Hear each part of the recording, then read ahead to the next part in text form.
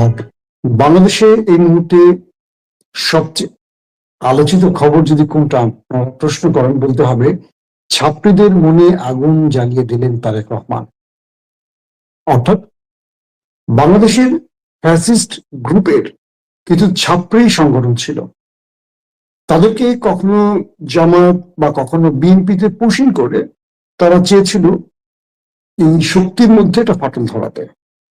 বেগম খালেদা জিয়ার মৃত্যুর পর যখন বিভিন্ন রাজনৈতিক সামাজিক সংগঠনগুলো তারেক রহমানের সাথে শোক জানাতে দেখা করছিলেন, এর মধ্যে সবচেয়ে আলোচনার যে বিষয়টি আসছে সেটি হলো ছাত্র শিবির এবং জামায়াত তারা তারেক রহমানের সাথে দেখা করেছেন, শোক জানিয়েছেন, শোক বইতে স্বাক্ষর করেছে।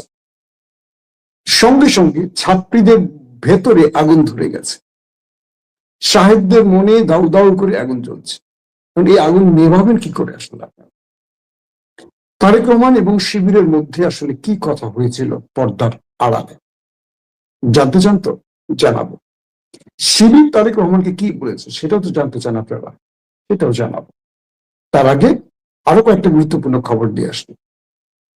সাম্প্রতিক সময় আমরা দেখতে পাচ্ছি যে বিভিন্ন জায়গায় নির্বাচনের যারা মনোনয়ন দিয়েছেন সেখানে একটি সংগঠনের মনোনয়ন অনেক জায়গা থেকে বাতিল হচ্ছে বিভিন্ন অভিযোগ তুলে। আবার কোনো কোনো জায়গায় দেখা যাচ্ছে যে যাদের বিরুদ্ধে অনেক ঋণ খেলাপির অভিযোগ আছে, অনেক রকম অভিযোগ আছে, তাদের মনোনয়ন বহাল আছে। তো এই পরিপ্রেক্ষিতে দেখলাম হাসনাত আব্দুল্লাহ তিনি স্পষ্ট বক্তব্যে বলেছেন যে বিএনপি কে সুবিধা দিচ্ছে বর্তমান সরকার বা নির্বাচন কমিশন, এবং অন্য রাজনৈতিক দলগুলোর উপর বা তাদের সাথে অবিচার করছে নির্বাচন কমিশন বা রিটার্নিং কর্মকর্তারা। এবং হাসনাত আব্দুল্লাহ অভিযোগ তুলেছেন যে এই পরিস্থিতিতে ফ্রি ফেয়ার ইলেকশন সম্ভব কি করে, যেখানে রিটার্নিং অফিসার একটি দলের মনোনয়ন অনেক জায়গা থেকে বাতিল করছেন। কক্সবাজারের 2 নম্বর আসনের হামিদুর রহমান আজাদ সাহেবের মনোনয়ন বাতিল হয়েছে, যশোরের একজন ডক্টরের জামানত কি বলে মনোনয়ন বাতিল হয়েছে। কিন্তু যাদের বিরুদ্ধে সর্বাধিক অভিযোগ আছে, ঋণ খেলাপি থেকে শুরু করে গোপন ব্যক্তিগত তথ্য গোপন সহ নানান রকম, তারা বহালে আছে কেন? এটা হাসনাত আব্দুল্লাহ প্রশ্ন। এবং তিনি স্পষ্ট করে বলেছেন যে একটি রাজনৈতিক দলকে সুবিধা পাইয়ে দিচ্ছে সরকার এবং তার সিস্টেম, মানে তার যেটাকে বলে নির্বাচন কমিশন বা সারা দেশে যে আমলারা বসে আছেন সেই সরকারি আমলারা। অবশ্যই আপনারা এই বিষয়ে মতামত দিবেন, হাসনাত আব্দুল্লাহ ঠিক বলছেন নাকি ভুল বলেছেন। এবার আসছে 2 নম্বর যে বিষয়টিতে, সেটি হলো খালেদা জিয়ার মৃত্যুর পর বাংলাদেশ শুধু নয় পুরো পৃথিবী যে দৃশ্যটি দেখেছে সেটি ছিল বাংলাদেশের রেকর্ড পরিমাণ মানুষের উপস্থিতি হয়েছিল কেবল খালেদা জিয়াকে এক নজর শ্রদ্ধা জানাতে, তার জানাজার অংশ নিতে। পৃথিবীর ইতিহাসে এটি বিরল ঘটনা, সকল রেকর্ড ভেঙেছে। এরপর পরই আমি কয়েকটা সূত্রে জেনেছি দিল্লিতে অনেক টেনশন তৈরি হয়েছিল যে যাকে এতটা বছর ধরে মিথ্যা রাজনৈতিক ইস্যু তৈরি করে আগুন জ্বালাও, আগুন কি মানুষ মারো পড়ো, কিংবা জিয়া অরফানেজ ট্রাস্ট মামলায় আসামি করে সাজা দেওয়া, এই যে বিভিন্ন জিনিস, তারেক রহমানকে প্রথম আলো ডেইলি স্টারকে দিয়ে খাম্বা বা দুর্নীতির বরপুত্র বানানোর যে খেলাগুলো সব ব্যর্থ হয়ে গেছে এক জায়গায়। মানুষ জিয়া পরিবারকে ভালোবাসে, মানুষ জিয়া পরিবারের সাথে আছে, এটা ক্লিয়ার করে দিয়েছে এক জানা যায়। তার মানে 15-16 বছরে শেখ হাসিনা বা দিল্লির প্রেসক্রিপশনে হাজার হাজার কোটি টাকার যে মিডিয়া খেলা বা মিডিয়ার যে সন্ত্রাস, এটাকে ব্যর্থ করে দিয়েছে একটি জানা যায়, সেটা হলো বেগম খালেদা জিয়ার জানা যায়। তার মানে জিয়া পরিবার বা খালেদা জিয়ার সাথে দেশের মানুষ আছে। তৃতীয় যে বিষয়টি, তারেক রহমান কল্পনা করেননি যে তার মায়ের মৃত্যুর পর এত মানুষ একসাথে জানাজায় আসবে। প্রশ্ন হলো তারেক রহমান এই জানাজা থেকে কয়েকটা বার্তা পেয়েছেন। এক, তিনি বুঝতে পেরেছেন আগামীর রাজনীতি কোন টাইপের হওয়া উচিত, তার মায়ের স্টাইলে নাকি ভিন্ন কোনো আদলে। 2, তিনি বুঝতে পেরেছেন তার মা পুরো দেশের রাজনৈতিক দলগুলোকে যে একটা ফ্রেমে রেখে তিনি যে একটা অভিভাবকের আসনে ছিলেন এটার বাস্তব রূপ। 3 নম্বর, বেগম জিয়া সর্বস্তরের মানুষের হৃদয়ে স্থান পাওয়া একজন নেত্রী ছিলেন।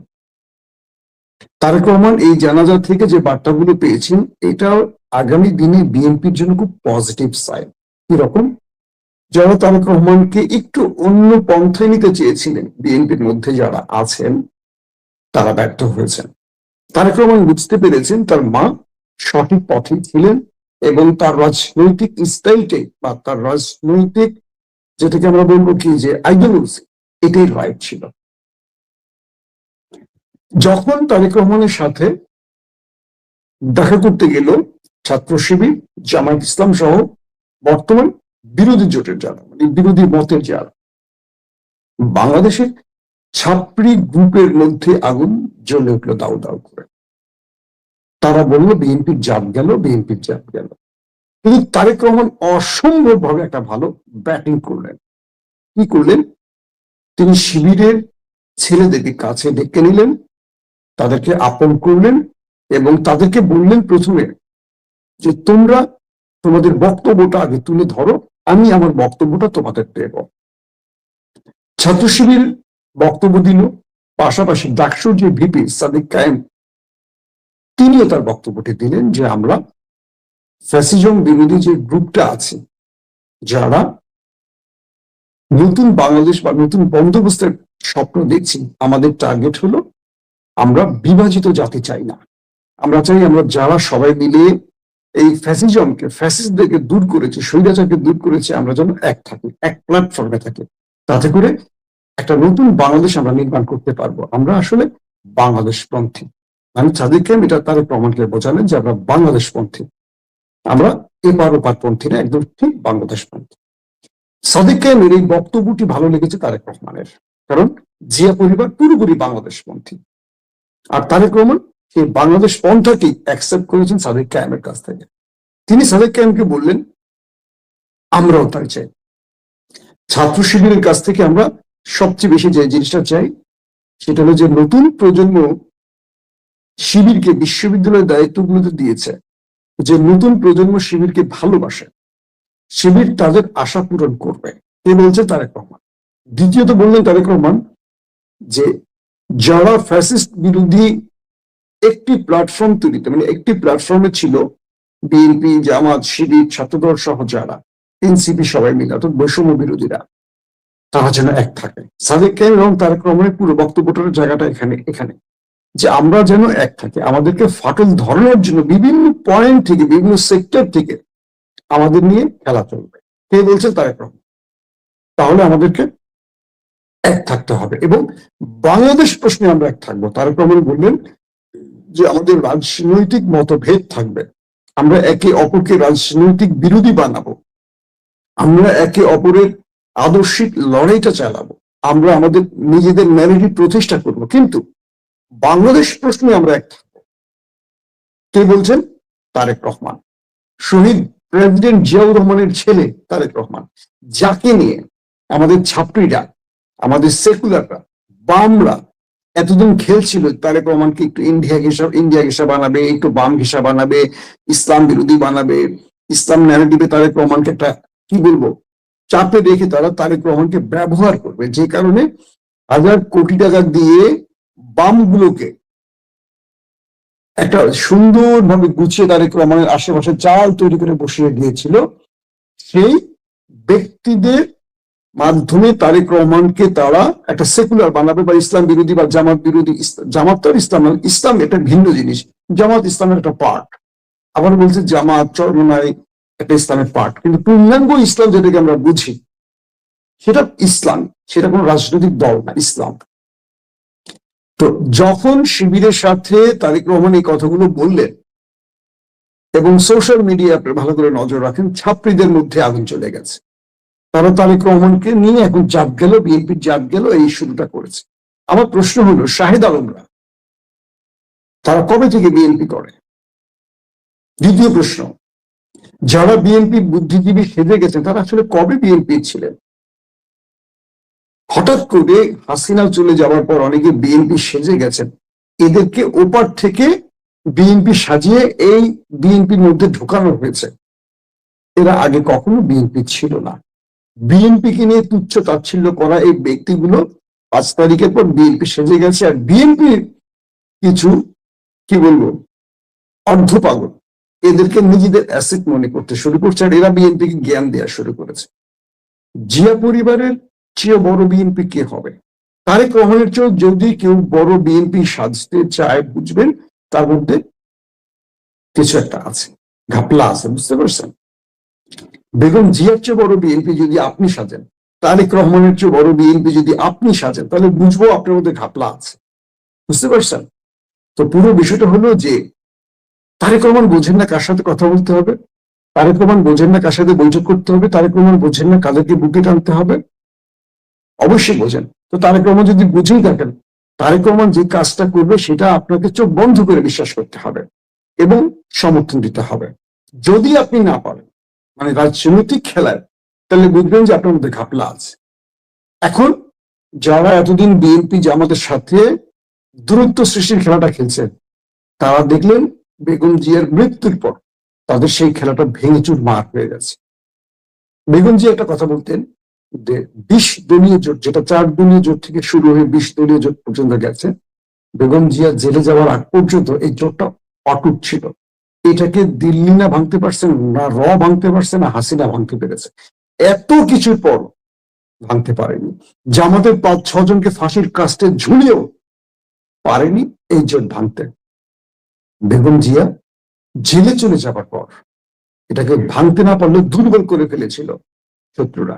যেহেতু তারেক রহমান দেশে ছিলেন না, তিনি কার্যত কিছু করতে পারেননি, কারণ তার যারা বাংলাদেশ টিম ছিল বিএনপি, তারা বেগম জিয়া জেলে যাবার পর তারা তাদের কাজটি বাস্তবায়ন করেছে, অর্থাৎ বিএনপিকে জামাত থেকে দূরে ঠেলে দিয়েছে। কিন্তু তারেক রহমান কৌশলে বাংলাদেশ প্রশ্নে সবগুলো দলকে যখন এক টেবিলে বসাতে গেছেন, তখনই ওপারে আগুন জ্বলে গেছে। এটা আপনারা বুঝতে পেরেছেন, ক্লিয়ার? এখন প্রশ্নটা হলো, অন্য গোষ্ঠী যারা আছে, যারা এখন বিএনপির সমালোচনা করছেন, এটা বলছেন সেটা বলছেন, তাদেরকে একটা কথা বলতে চাই। আপনারা যারা বিএনপিকে সেকুলার বানাতে চান অথবা জামাতকে পূর্ণাঙ্গ ইসলামিক ক্যাটাগরিতে ফেলে জিহাদি বানাতে চান, তাদের উদ্দেশ্য ভালো না। বিএনপি আওয়ামী লীগ না, বিএনপি বিএনপি। বিএনপি কেন মানুষ ভালোবাসে জানেন? BNP nationalist, Islamist. যারা বিএনপিকে শুধু ন্যাশনালিস্ট মনে করেন, নট ইসলামিস্ট কাতারে ফেলবেন, তারা বিএনপির না, তারা বাম, রাম, সেকুলার, আর আওয়ামী কি বলবো রেসপেন্সার। বিএনপিকে মানুষ ভালোবাসছে তার প্রধান দুটো কারণ, জাতীয়তাবাদ এবং ইসলাম। এই দুটোর কারণেই বাংলাদেশে বিএনপি এত জনপ্রিয়, জিয়াউর রহমান এত জনপ্রিয়, বেগম খালেদা জিয়া এত জনপ্রিয়, তারেক রহমান এত জনপ্রিয়। তারপরে বিষয়টি দেখেন, তারেক রহমান তার মায়ের জানাজা যে বক্তব্যটি দিলেন, তিনি কাউকে কটাক্ষ করলেন না।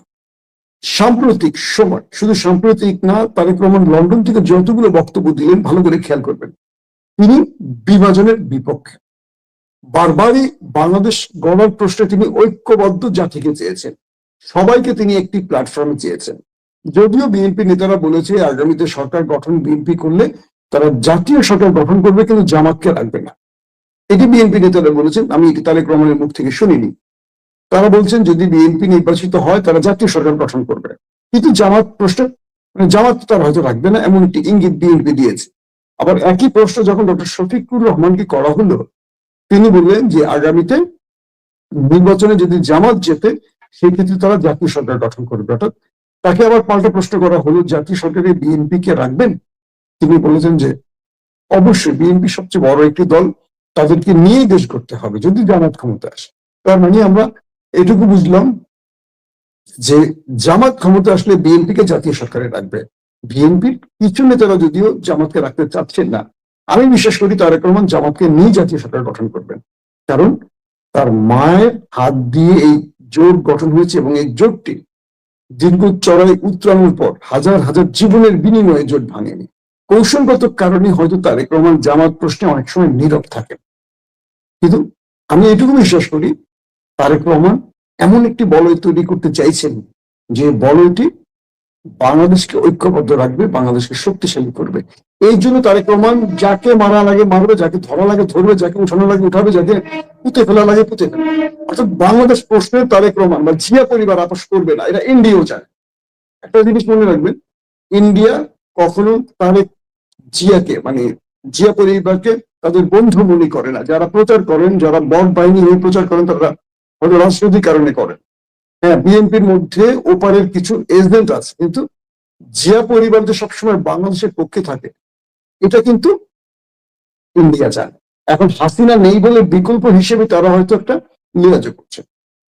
এটি আসলে 3 নম্বর যে প্রশ্নটা দিয়ে শেষ করতে চাই, জামাতের আমির ডক্টর শফিককে নিয়ে আলোচনা শুরু হয়েছে যে তিনি ইন্ডিয়ার সাথে গোপনে যোগাযোগ করছেন এবং একটি গ্রুপ এটাকে খুব জোরে সোরে প্রচার করছে। এই গ্রুপটা সেই ছাত্রী গ্রুপ, ভালো করে বুঝবেন, এটাই সেই ছাত্রী গ্রুপ। এদের কাজটা কি আমরা বুঝি। এরাও বলছে যে আমরা আসলে এদের ন্যারেটিভ বুঝতে পারি, এরা সবসময় ন্যারেটিভ নিয়ে একটু খেলে, এদিক ওদিক চেঞ্জ করে ন্যারেটিভ। ডক্টর শফিক সাহেবের বক্তব্যটা আমি পেলাম, যেটা বোঝানোর চেষ্টা করছে যে তিনি ভারতের সাথে গোপনে যোগাযোগ করছেন। আসলে রয়টার্সকে তার যে বক্তব্যটা দেওয়া হলো, তারপর তার যে বক্তব্যটা এলো, সেখানে যে বিষয়টি স্পষ্ট হয়েছে, মূলত ডক্টর শফিককে ভারত একাধিকবার যোগাযোগ মানে ভারতের পক্ষ থেকে যোগাযোগ করা হলো এবং ভারত তাদেরকে বলছিল যে আমরা আপনাদের সাথে বসতে চাই। এটা সংখ্যাটা 4 থেকে 8-এর মধ্যে, 4, 5, 6, 7, 8 এরকম। তো এইরকম একটা তথ্য আমাদের কানে এসছে। আমিরের জামাত অর্থাৎ জামাতের যিনি আমির, তিনি বলছেন যে আপনাদের সাথে আমরা যদি বসি সেটা প্রকাশ্যে বসবো, কোনো গোপন বৈঠক হবে না।